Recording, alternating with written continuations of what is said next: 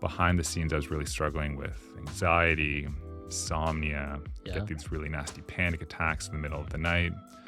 It was very intense. So like I said, the metrics were 200 dials a day, 2.5 hours of talk time. If you weren't hitting your metrics, you were let go very quickly. So at this point where I found this career that I really enjoyed, I was doing well at it, the money you could make, the growth, the learning, the opportunity.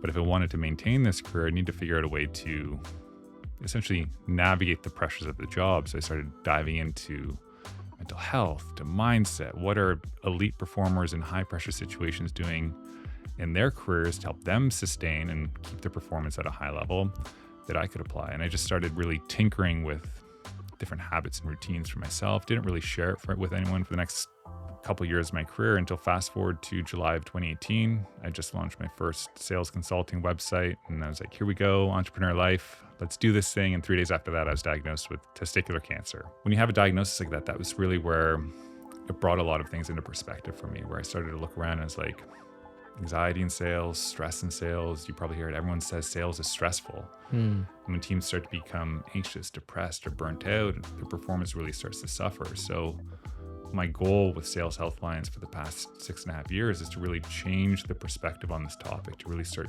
seeing sellers and teams as these corporate athletes that need to show up and perform every single day. And if you can give them the mental performance toolkits to manage their emotions, buffer stress, mitigate the ups and downs of their roles, it's going to lead to better revenue per production. Healthy mind, healthy revenue is what I like to say. Listen to the people. Listen to the people. People and culture. Oh yeah. It's time for the Gathering Podcast. It's time for the Gathering Podcast. I'm here today with Jeff Riseley, who is the founder of the Health Alliance and There the you author of Stress Less, Sell More. which is a book published. It is a book. through- Published, came out February of last year. So I guess that's 2023 now, which is weird to say, but yeah, came out last year, which is exciting. Nice. Okay, so we're going to dig into being an author. We're going to dig into the actual work that you're doing now, but also let's paint the picture for our audience of the backdrop to that work. Totally. So what's your interface with sales? How did you get into sales as a thing, as a way of life? Yeah. It's so Good. much more than a job. It's a good question because I was the classic kid who went to university and just really fell in love with just, having a good time out and didn't really know what I wanted to do, and fell into a sales role about 15 years ago now, and it's the classic boiler room type of sales environment. Was this coming out of university, your first job, or down the line? It was the first job essentially. And what did you do at university, and where did you go? Went to McGill. Hey, yeah. nice. So, I'm a fellow McGill alum. nice. Yeah. Yeah. Montreal's a fun city. And so I graduated with major in sociology, minor in geography. I was supposed to play on their varsity basketball team. That was like part of the reason Because why I you're went tall. there. You're a tall man. I'm a tall man. But got there, and it was kind of, like I said, it was just like a fun city, and those 2-a-day practices and early morning wake-ups weren't really aligned with the fun culture that existed at McGill, as you probably know. So, Oh, yeah. yeah. Montreal. I was just in Montreal after so many years, after like 6 years or something. I was in Montreal last week, a week Nice. ago, with the fam, and walking through the plateau, reminiscing a little bit. It was sad to say, I'm happy to say this on the mic. I was very saddened to see that they have put fences all around the campus, and they have wow. hired like day labor security guards Wow. to police our fair campus and deny anyone who is not faculty or students from entering the campus Wow. as part of this like ridiculous control to like make sure there's no more encampments on campus. Jeez. Wow. And it was like, man, you just turned this into some like trashy place. yeah. You Because know, this is a it's- beautiful campus. Yeah, it it's should be like celebrated. stunning. Yeah. It should be like a park, like anyone Totally. should be able to go. Mhm. So that was really sad as an alum. Who So they didn't even holds- let you on the campus. No, we were like, I was with my 6-year-old daughter, and my wife is also an alum, and Oh, we're that's- trying to explain that's to them. unfortunate. We're like, this is where we went to university. We want to show our daughter, and they're like, you can't come in. And we're like, well, that doesn't Yeah. sell the place. Yeah. Yeah. Do you think she wants to go here now? Yeah. That's too bad. Yeah. So, but the rest of the city was fantastic. And I think Nice. that tells the story that you were saying, which is being there for that school was also primarily about just being in Montreal for Yeah. me, you know? Exactly the same. I used to DJ in the Plateau, Nice. Where were you DJing? Blue Dog and Blizzards up on Saint Laurent. Blizzards? Yeah. Yeah, Okay. and that was back in the days of the Brass Knuckles crew. Okay. So Brass Knuckles crew was the Canada's premier turntablist crew. They would do like four sets of 2 turntables, 6 or 8 turntables at once, Wow. and have dudes just scratching and cutting. And that was like every Friday. The Nice. Brass Knuckles crew, badass old school soul funk hip hop cut up so nice. And on Tuesdays or Mondays, I would come in, and I had a night called Eclectica, and it was just basically that, all sorts of electronic music, Nice. inspired by Cold Cut and Ninja Tune Records, where I worked down in Nice. Lachine Canal, to just cut up that kind of stuff and Yeah. have fun with it. I still say to like my core group of friends who I went to university with, like one of the things that I'm most grateful for, and one of like the best experiences when I look back on my time in my early 20s, Sure. was we were in that nightlife scene just as progressive house was becoming Yeah. more popular. It was like a little underground still, and it was just on the becoming more popular. Yeah. So wait, what So- years were you there? So I graduated in 2010. Whoa. Yeah. Just like 5 days ago. yeah. It seems like it's 5 days ago now. Yeah. 2010. No, but I know what you're saying. This is after that first kind of like area of like, Paul Van Dyke kind of Yeah. in, Ibiza or whatever. And like, Paul Oakenfold and all those guys were kind of like Yeah, opening up. Then it became EDM around this time. Yeah. So it was like peak, like Avicii was just coming up, like Swedish House Mafia was just coming up, and Right. like they were playing, and specifically Avicii, like he was playing in like smaller venues and things. And it was just like, again, I just loved that music, and just the energy of being in the crowd with that was Yeah. just so grateful, because I don't feel like it's the same today. And again, I don't really go out anymore, but it's just like it was an awesome time to be in your early 20s for sure. Oh, for sure. And I think the city sets the scene, honestly. I mean, you feel it when you're there. I felt it a couple weeks ago, that like that connectivity that you feel amongst Mhm. the community of pedestrian, Yeah. urban dwellers Yeah. is so different than like Anglo Canada and different Yeah. than Ontario for sure. Well, it's got that European vibe to it. I just did a couple weeks in Portugal and spent some time and a couple nights in Lisbon. Mm. And we just happened to land, me and my girlfriend, landed, and it was like the biggest party of their year that they were celebrating. Wow. So like streets were totally shut down. Like everyone had like bars open on the street. Then like all sorts of different festivals going on. And like there's just something different about the vibe and sort of that, which I think Montreal has, of just like moving to multiple places as part of your night, Yeah. as opposed to in Toronto and North America. I find it's you go over to someone's house, you have some fun, and then you go to a specific place. And it's usually because it's like so difficult to get in. gotta or it's drive so expensive, there. You got to drive there. Yeah. And it's just, it misses that flow of you get dinner somewhere, you go and have, a beer in a square. You then wander over to some other random bar where they're playing live music, to then go to a club. It's just like a totally different vibe in Europe. And every time I go, I'm just like, man, the Europeans get it right. Oh, 100%. I'm still hopeful that we can kind of like collectively reform Toronto into something that's more Yeah. pedestrian, friendly. But it's tough. It is tough. The municipality is not full of the right people, Yeah. and to build a new, once it's constructed, Yeah. cities aren't that malleable. So Yeah. it takes public will and all that stuff. I am hopeful. I'll say that I do like what they're doing in this King West area right now in terms of like the waterworks. You've got the well open now. Right, You've right. got King The Street Bentway. King Street's got his life back. You have Stacked Market. Yep. And I just think of myself as a tourist. If I was to come to Toronto for the first time, that would be a very, very cool flow of doing some shopping in the well, to then their food market, to then doing some shopping on Queen Street, and then Right. dinner at Waterworks, to drink out on King Street, to Stacked Market. Like I feel like we're starting to learn about it, specifically in this area. Yeah. But yeah, it's just a cool cool setup. I think we're getting there. I have hope. So you worked in a boiler room style place, leads handed to you, and you're like, had to work the phones somewhere? I would not say leads were handed to me Oh, okay. in any by any means. It was you'd find your own leads. You weren't really allowed to use a computer. Whoa. It was like stack of paper leads like this big. And what city was this in? Still in in, Montreal? in Toronto. In Toronto. Yeah, Okay. yeah. So it's like a very famous World Trade Group is sort of the name. What but it were you was selling? we were selling training. Like there was one part of the company was focusing on conferences and sponsorship. I was on the team that was responsible for selling like small private workshops. So we would be calling oil and gas executives at like these major companies. So VPs, CEOs of like Exxon's and Shell. And we would be like literally cold calling these people off like a paper lead that we found off of LinkedIn back in the day. Wow.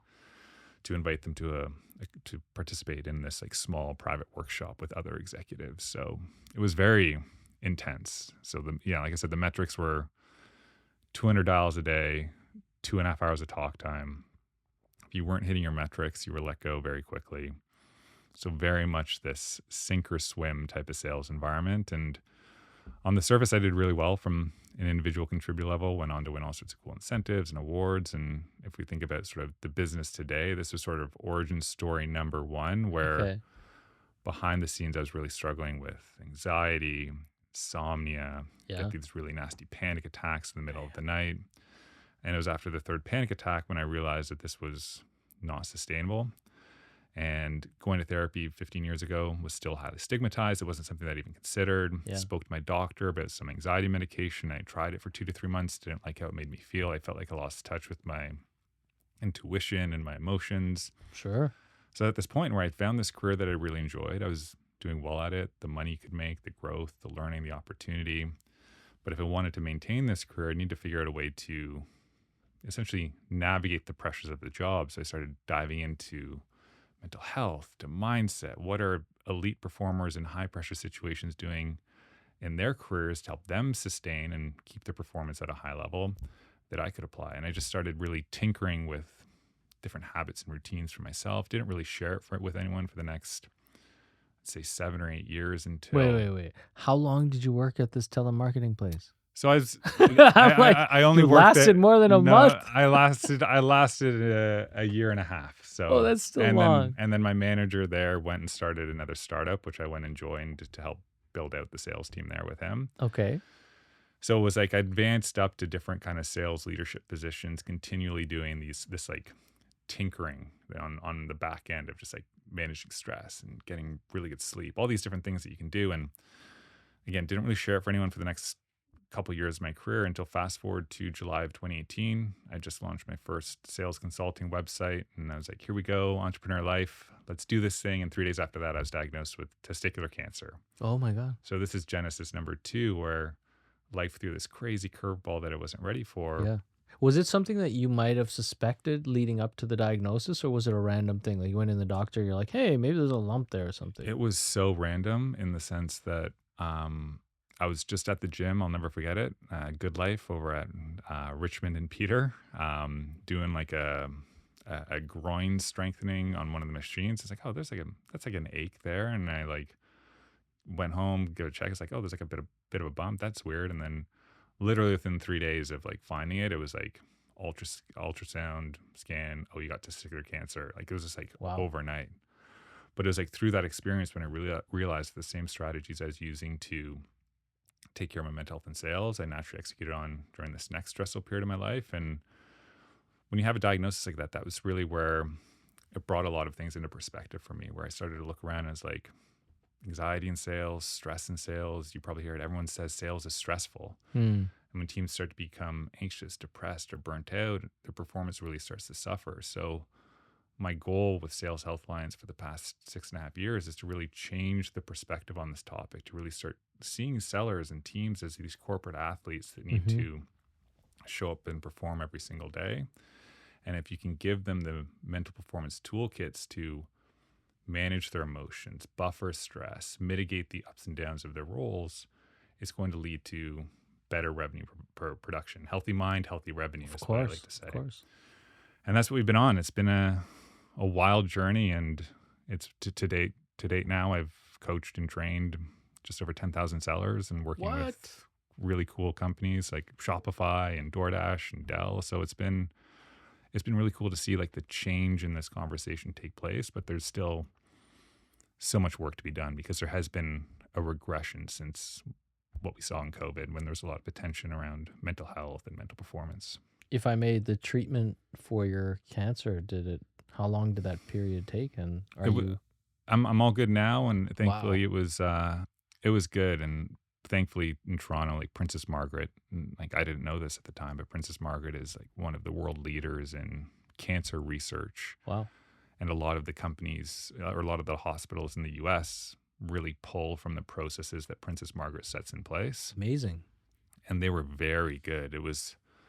They always, were keeping you in the loop. You knew what the next date was at the test. You knew what to expect. You knew it was just very there wasn't a lot of room to get anxious because you felt very supported throughout the whole way through, which is again, I'm grateful for that.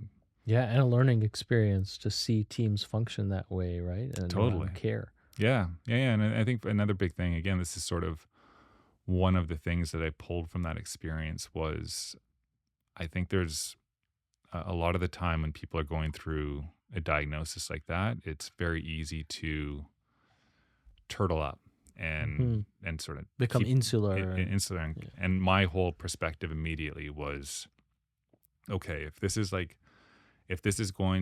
thing has happened, and if this thing, let's say worst case scenario shakes out, like I want to make sure that no one else who's 30 or my group of friends would ever underthink this or not be aware of it. So I just use it as this is an opportunity to tell as many people as possible that I was going through this to just create as much awareness within my group of friends and online and what have you. And that in turn led to so many people supporting me and helping me. And it's similar to mental health when you talk about things when you're struggling or stress, it's the same type of thing takes place. And the other element that really happened was I saw this as, okay, I'm going into this surgery, this could be a potentially short, it could be a potentially long treatment. We don't know. And I was like, if I'm going into this period, I want to make sure that I'm in the best shape of my life. So I doubled down on exercise, doubled down on eating right. I want to get myself physically in the best possible shape to be able to rebound and fight this thing off. Right. And it's very similar. Again, you take that from going through having a cancer diagnosis, going through treatment, going through surgery. That's a stressful event. So if you're going into a stressful event, you want to make sure that your body is prepared to go into that situation. Very similar to sales. Sales is a stressful environment. There's a lot of things that are happening outside of your control. So if you know that you're going in to a stressful environment, you want to make sure that you're showing up every single day in the best possible state, mentally, physically, to be able to keep things in perspective and be empathetic and curious to be able to perform your best. So there's so many different learnings that I took and applied. For our audience that's not had to sell anything in their life, I mean, we could probably break it down and role play what people sell all the time. Often cases lies to themselves about things. But what do you think are the top common stresses that salespeople face? I mean, there's different things. So there's stressors in sales. So stressors are going to be external elements that take place. So there's micromanagement, there's losing deals, there's the need to perform and all the things that relate to it. For sure. I got to close this because of that. Yeah, there's a lot of the limiting beliefs that can kind of come into play. I always say that sales will pull out the most vulnerable pieces of yourself that are maybe haven't touched, like that bully in high school who impacted your self-esteem and got into your head of I'm not enough or I'm not good enough. Yeah. That you probably haven't thought about that in 30 years. Right. If you're in sales and you have a couple bad weeks of deals falling through and things not happening, a lot of the time those start to come back of I'm not enough and I'm not good enough. I suck at sales. And it's that internal chatter that was ingrained when you were younger that really starts to pop up again in sales. And I know for me, when I was going through that really difficult time at the beginning with the anxiety and the panic attacks and all and the insomnia, I would just get to the end of the day and I would have no idea what I was experiencing. There's so many high highs and so many low lows. At the end of the day, I just felt like I was buzzing, and then it was like an uncomfortable buzzing. I couldn't label what I was feeling, and all I wanted to do was numb it, whether that's Right. through Booze. video games, drugs. Like, how do I numb this feeling? And instead, again, some of the things that I teach to teams and myself, and what's really helped is this concept of emotional literacy. And the more you can identify and label the types of emotions that you are experiencing, rather than just saying, oh, I'm anxious, it's like, well, no, I'm feeling insecure, I'm feeling vulnerable, I'm feeling fragile, I'm feeling a hint of guilt, I'm feeling a little optimistic that I'm outside my comfort. Like, if you can pull apart and that buzzing feeling of emotion Yeah. and start to identify what emotions you're actually experiencing, you can then start to identify, okay, what do those emotions need to have met to relieve them? It's a very simple concept of comfortable emotions indicate that a need is being met. Joy, happiness, something is being met that's giving you that emotion. Uncomfortable emotions indicate that a need is not being met. So if you can pull apart and label those uncomfortable emotions, you get really good at identifying what your body actually needs. How much of the uncomfortable emotion kind of paradigm is played upon in sales cultures, do you think? You know, I've seen this with certain sales teams that have been resident here back when we were co-working in office space, particularly. There was this like risk versus reward, kind of, gut reaction play that like managers have for sales floors often in cases. And it's very emotive. Like it's an emotional place to be on a sales floor where they're ringing gongs and some people are cheering while other people are saying, fuck, I didn't meet any quotas. Yeah. And it's not even the reality. Like you almost have this surreal experience because like the goal that is incumbent upon sellers may not be anything to do with their personal life or their real desires, but the atmosphere of the selling floor can motivate someone to leave themselves in a way. Yeah. And then it's like their goals are just what the management needs, and so you take that on and you take that home and you live in it. Totally. It's a really backwards environment that sales has created, the way it's been structured, which isn't any fault of the sales leaders today. We're currently going through a renaissance. There's all sorts of really great research that's starting to come out over the past 20 years or so that I think is starting to bring attention to the benefits of psychological safety over fear-based management, but we're still very much grasped to this idea of like fear-based management. And a lot of that is based, one of the books I read that really helped put this into context was Amy Edmondson's books. She's a leadership professor from Harvard, and she wrote a book called The Fearless Organization. And she talked about how really the root cause of fear-based management happened in the early 1900s through Ford. So Ford and the car companies back then were essentially like the Googles and the Facebooks of today. They were like the industry standards and setters where everyone was looking at these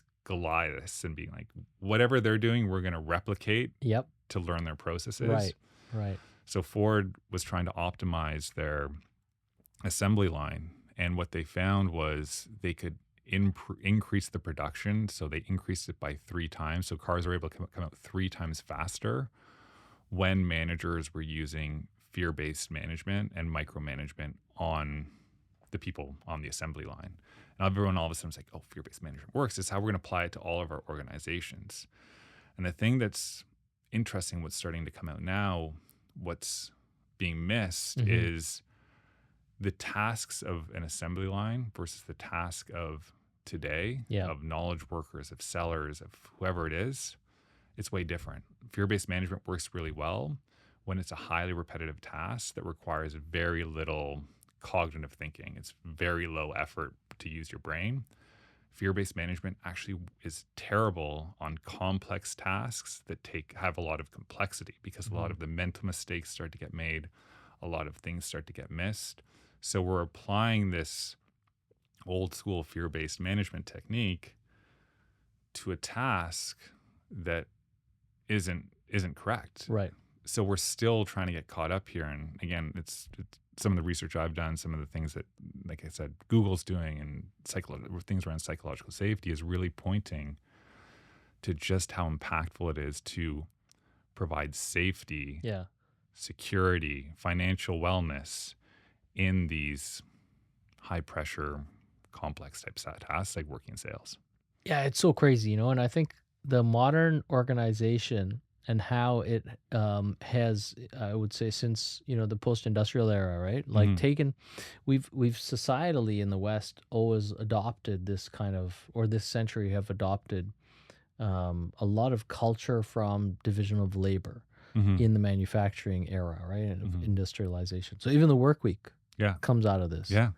Where it's like, if we give them a nice hard run on the assembly line for 5 days and then let them go and kiss their wives, they'll come back refreshed and ready to work again. Yeah, yeah. And it's like, how is the whole world subject to this, Yeah. And we adopted assuming that there's no other alternative paradigm. I know of no business leader, like not one. Yeah. And this is fascinating to me, right? Who even, let's say that the pandemic was an opportunity for cultural reset in organizations. I've interviewed and talked to, and of course, anecdotally conversed with so many business leaders through business here at Starwell. And absolutely no one looked at an alternate working plan other than the 4-day work week in and through the pandemic, coming out of the pandemic. And I kept asking people, I was like, look, in Africa, when I lived in Kenya, it was very routine for people to go into the office on Saturday morning. Yeah. And maybe exchange some time somewhere in the week. But there was that like footholding into like kind of choosing what you need to do when you need to do it. And then, of course, there's other cultures like in, Japan and Korea where people may work 7 days a week.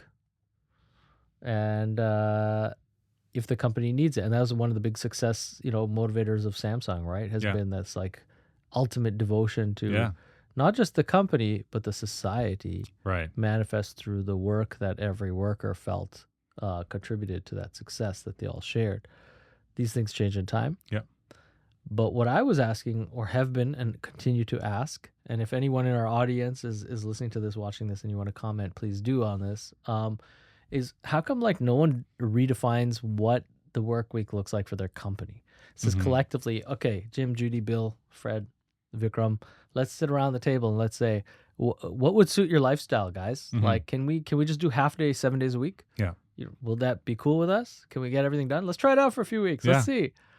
No one does that. I know. I say the exact same thing, and I think maybe that's because we're both entrepreneurs, and we like to experiment and we like to test different things, and just if it doesn't work, well, it's an experiment. We learned something. We're going to use that to get better. And going back to this fear-based piece is when I think about my business and the conversation around mental performance and mindset and mental health. Yeah, there's this idea that, especially with all of the layoffs that are taking place in the industry, like no one's going to get fired. There's not going to be a microscope on you as a leader if you invest into a traditional sales training that doesn't yield any results, because there's this cultural norm of if we invest into sales training, it will deliver better results. But if you invest into something brand new, shaking up the work week in a different routine, investing into mindset training or stress management training, all of a sudden everyone's like,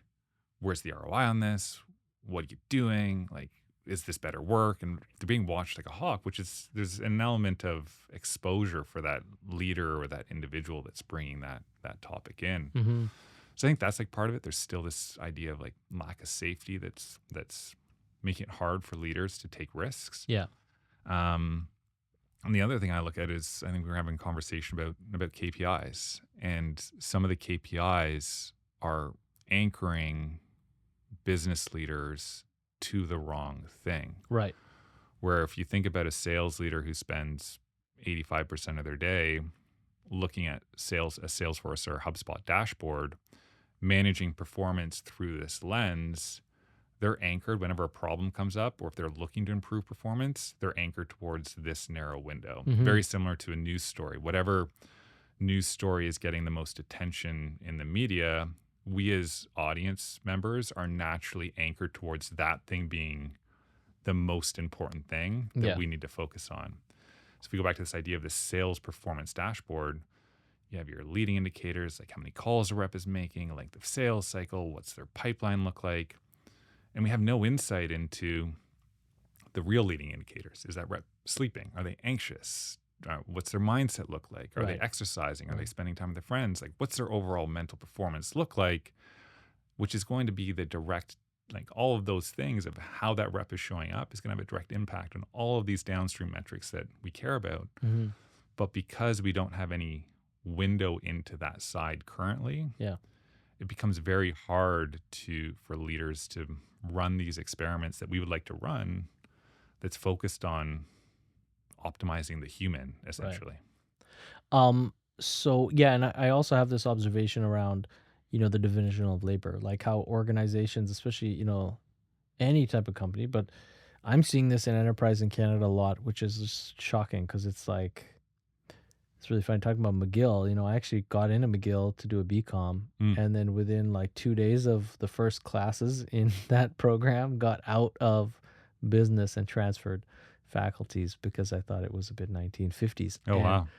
Yeah, and I still see today, how many years later I got out of McGill 22 years ago.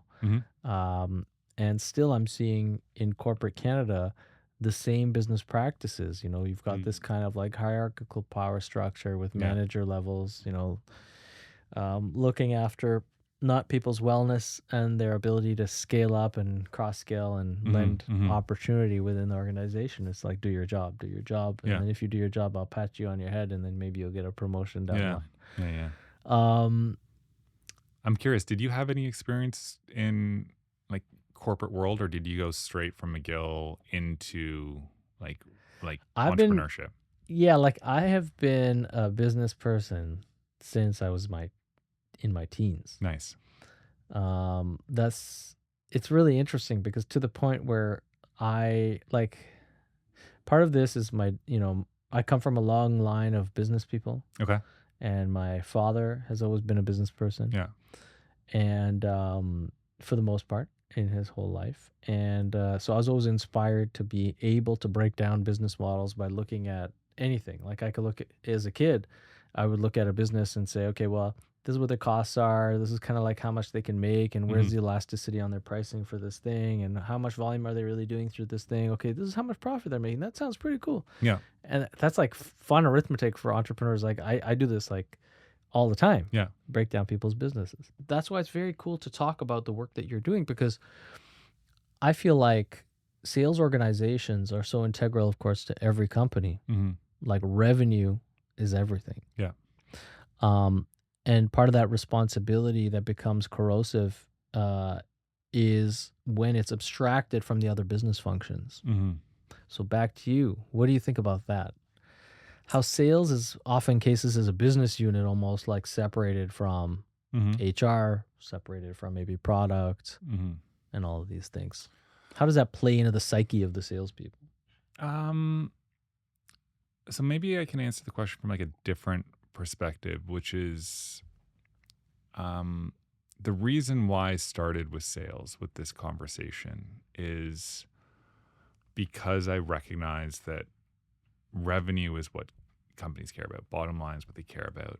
And with sales, things are moving very, very quickly. So if you can show any kind of proof of concept that if we do X, Y, and Z around supporting the mental performance of sellers, or mindset and stress, if you can show proof of concept there, it's going to get captured because the seller is managed on more metrics than any other department in the field. So if you can improve things like sleep, you'll catch that very quickly in the sales metrics down the line.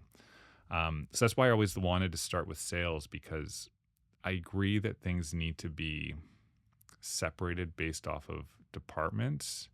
But that's where I think the underpinning of values, purpose, vision is critical for leadership to have in place that really brings everything, each of the departments aligned on how are they serving, how are they making an impact on the world. Right. Those things become way more important. And the companies where those values are strong tend to have a more supportive culture, perform better, less churn. And again, I think like one of the biggest mistakes that I think HR departments are getting wrong is they treat their organization like a collective whole. And as a result, they're saying, we're going to solve stress within the entire organization. And we're going to invest into this. Well, we're going to do wellness days. We're going to do meditation apps. We're going to do this certain EAP program. And the problem with that is it lacks context. And instead, what they need to do is they need to treat their organization like a collection of individual departments that are each facing their own unique stressors, in the sense that the stressors that someone faces in sales is going to be slightly different than the stressors in marketing and customer success and ops and software development and HR. And without that context of your programming, your training, in the context of here are the stressors that exist within sales versus the other departments, here's when and how you need to use these tools to perform better, it falls flat. And that's why you get a lot of really low usage rates on EAP programs and wellness apps and all the things that companies are investing into. It's just one more thing. They're just checking boxes as opposed, and it's lacking that context of how this is going to help them perform better in their jobs. It's interesting. It's almost like it feels more arduous to organizations to reassess methods than it is to enhance performance. You know, like the people stumble over what feels like an investment in rethinking more than getting another tool. Yeah. And I think that's the biggest thing that I keep hearing, even on our other podcast, which is our People and Culture podcast called Gathering, right? So I talk to people and culture leaders from all different kind of rank and file across Toronto. And what I keep hearing is that people and culture, especially that title, you know, coming out of HR or otherwise standing on its own, people are filling those roles that are typically empathetic, you know, individuals. And then finding very quickly that it's almost like a CSI, you know, type thing. Is that the right phrase? CSR. Yes. Sorry, CSR. What do you mean by CSR? I mean, like, it's this tokenism. Like, that job is created for tokenism. It's like, true. Checking hey, boxes. yeah, like Stephanie is so good with everybody. Yeah. Let's just make her our people and culture officer, and then she can kind of look after everyone and make sure they're cool, you know. And then Stephanie's like, great, but what do I do? And they're like, you know, you'll figure it out. Or the HR person becomes that. Yeah. And yet they're kept at arm's length from, you know, business objectives, from real balance sheet economics, from anything really that gives them the power to be able to understand why the people are doing what they're doing and direct their efforts in a concerted way. Well, a lot of the data that they capture as well is like I guess there's a bit of shade, and I was going to say no shade, but there's some shade that I'll throw at like the HR, like NPS surveys or engagement surveys that they run. Like, right. Are you happy? And are you happy? Would you recommend the company? So there's like two problems with them. It's like, one, the frequency isn't there. So they're like running them every 6 months or once a year.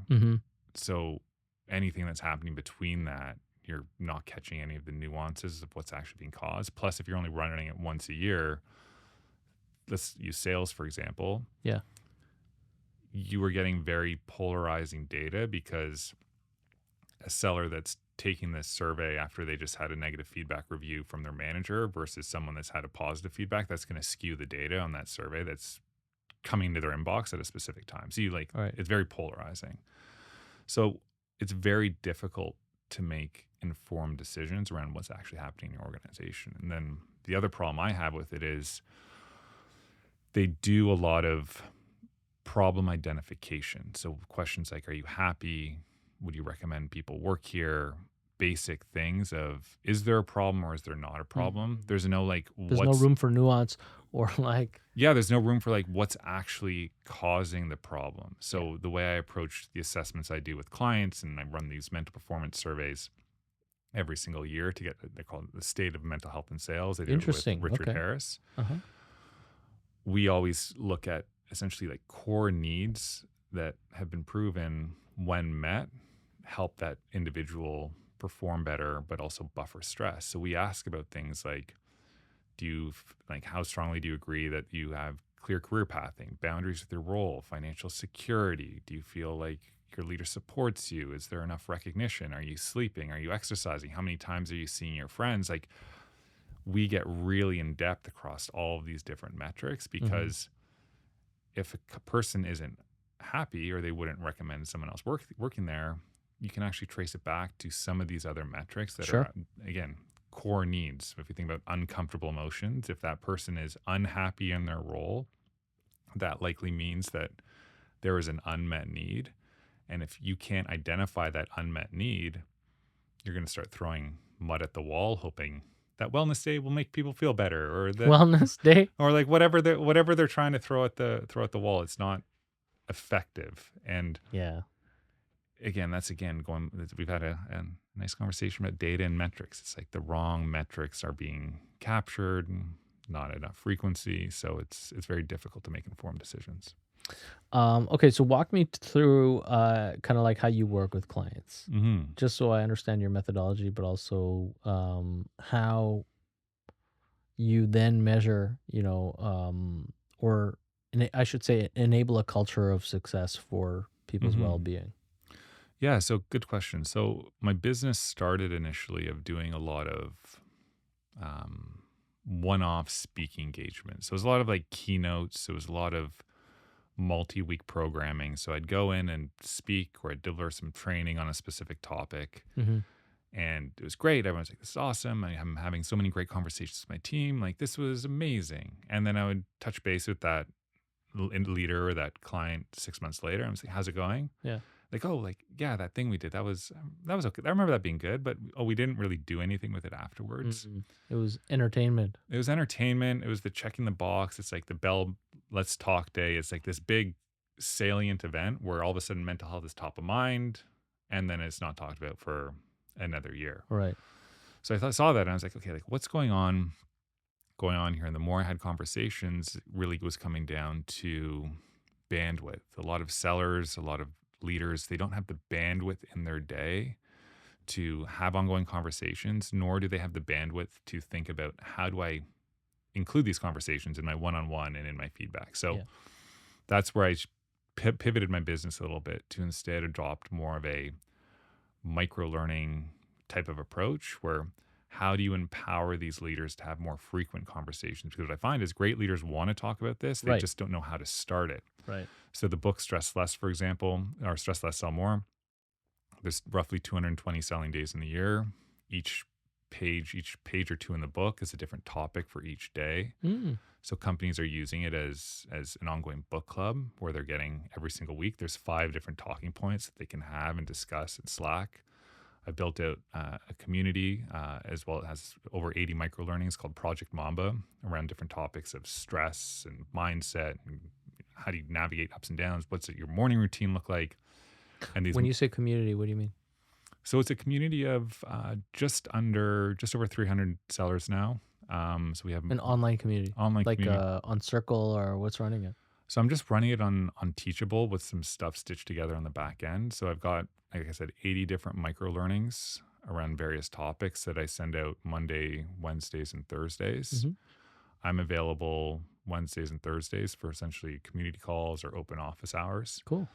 Where sellers and leaders can show up. We can discuss the micro learnings that take place.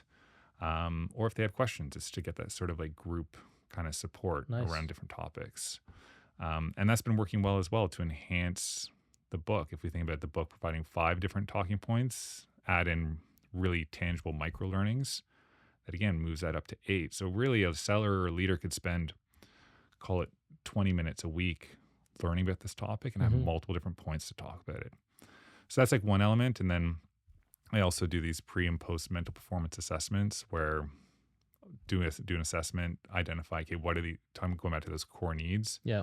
What needs are being met, what needs are not being met, working with the leadership team to identify ways to meet these needs. And then sometimes doing a post-assessment afterwards to say, okay, like, here's the book, here's Project Mamba. Sometimes I do the occasional workshop, but it's really this comprehensive custom approach based off of where that organization is really struggling the most.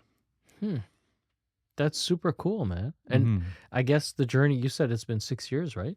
6.5 years now, yeah. When did the book come out again? Last February. So how have you been comfortable and feeling happy with the progress that you're making in kind of like figuring out the pieces that make this work that you're doing holistic? Yeah, I mean it's been a really cool journey in the sense that it's been it's been really interesting just as solo entrepreneur being able to kind of run these micro experiments, Right. learn what's working, what's not working. And there was like an element I think of this is my first time in entrepreneurship, so I'm not sure if you can connect to this back in when you were A kid? a kid, but there was definitely an element to me of like I felt like there was something I needed to prove, like prove something that I could do this prove this to myself. There's also the element of like serving and like really making sure that if I can help one other person not feel the way I was feeling early on in sales, if I could Yeah. help that person, that would make a meaningful difference. And it's at a point now where I've set out and I've proven and I've developed everything that I wanted to develop, and that's a really fulfilling feeling. I'm really at peace with how the business is developed and shaped, and it's a bit of a season of change for me as well. In terms of, I'd love that I'm sort of exploring the job market to a certain extent of seeing like what does someone embedded in an organization actually look like. So Mhm. if I were to go in and be fully embedded as a performance coach, doing this full time, like what does that look like? So it's a bit of a season of change. It's also been just like an incredible journey. So I'm just an open book and kind of seeing what's next for me. And if this is this path that I continue on, so be it. But I'm very much at peace with things, which feels really good. That's awesome. Yeah, And it's cool that you've developed this kind of like a little bit of a toolkit and methodology as well, totally. and have it accessible through your community. Yeah, the book, the community, everything lives on forever. So it feels really cool. Where can people buy the book? Just from saleshealthalliance.com. It's on Amazon, so that'll give them the links to where they want to Amazon. Is or there an Indigo. audiobook version? There is an audiobook. I did not record the audiobook. I got an email randomly after it got published being like, hey, there's an audiobook. I didn't get that.